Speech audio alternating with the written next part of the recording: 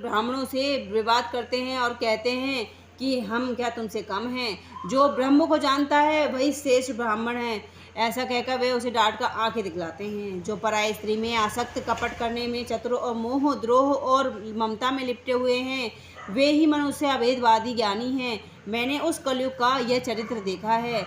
वे स्वयं तो नष्ट हुए ही रहते हैं, जो कहीं सन्मार्ग का प्रतिपालन करते हैं उनको भी वे नष्ट कर देते हैं। जो तर्क करके वेद की निंदा करते हैं, वे लोग कल्प कल्प भर तक एक एक नरक में पड़े रहते हैं। तेली, कुम्हार, चांडाल, भील, कोल और कोलवर आदि जो वर्ण में नीचे हैं, स्त्री के मरने पर अथवा घर की संपत्ति नष्ट हो जाने पर सिर मुंडाकर सन्यासी हो जाते हैं। वे अपने को ब्राह्मणों से पुजवाते हैं और अपने ही हाथों दोनों लोग नष्ट करते हैं। ब्राह्मण अनपढ़, लोभी, कामी, आचारहीन, मूर्ख और नीची जाति के व्यभिचारिणी स्त्रियों के स्वामी होते हैं।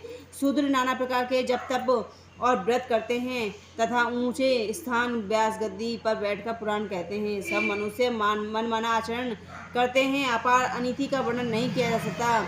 कलयुग में सब लोग वर्ण संकर और मर्यादा से च्युत हो गए हैं। वे पाप करते हैं और उनके फलस्वरूप दुख, भय, शोक, रोग और प्रिय वस्तु का वियोग पाते हैं। वेद सम्मत और वैराग्य और ज्ञान से युक्त जो हरि भक्ति का मार्ग मोहवश मनुष्य उस पर नहीं चलते और अनेकों नए नए पंथों की कल्पना करते हैं। सन्यासी बहुत धन पाकर घर सजाते हैं, उनमें वैराग्य नहीं रहता।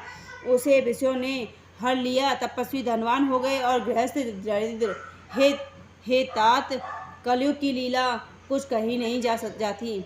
कुलवती और सती स्त्री को पुरुष घर से निकाल देते हैं और अच्छी चाल को छोड़कर घर में दासी को ला रखते हैं। पुत्र अपने माता पिता को तभी तक मानते हैं जब तक स्त्री का मुंह नहीं दिखाई दे पड़ता। जब से ससुराल प्यारी लगने लगी तब से कुटुंबी शत्रु रूप हो गए। राजा लोग परायण हो गए, उनमें धर्म नहीं रहा। वे प्रजा को नित्य ही बिना अपराध दंड देकर उसकी विडंबना दुर्दशा कर देते हैं। धनी लोग मलिन नीच जाति के होने पर भी कुलीन माने जाते हैं। द्विज का चिन्ह जनेऊ मात्र रह गया है और नंगे बदन रहना तपस्वी का। जो वेदों और पुराणों को नहीं मानते, कलयुग में वे ही हरिभक्त और सच्चे संत कहलाते हैं।